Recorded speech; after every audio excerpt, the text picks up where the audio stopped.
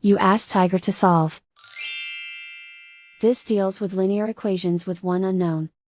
The final result is d equals -5. Let's solve it step by step. Simplify the expression. Expand the parentheses.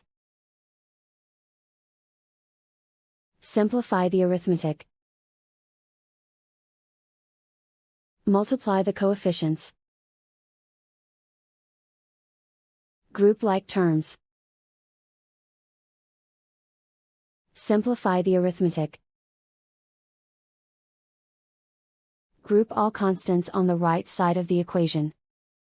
Add 8 to both sides. Simplify the arithmetic.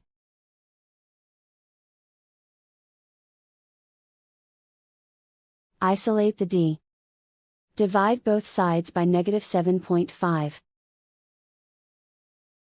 Cancel out the negatives. Simplify the arithmetic. Move the negative sign from the denominator to the numerator. Simplify the arithmetic. And so the final result is d equals -5.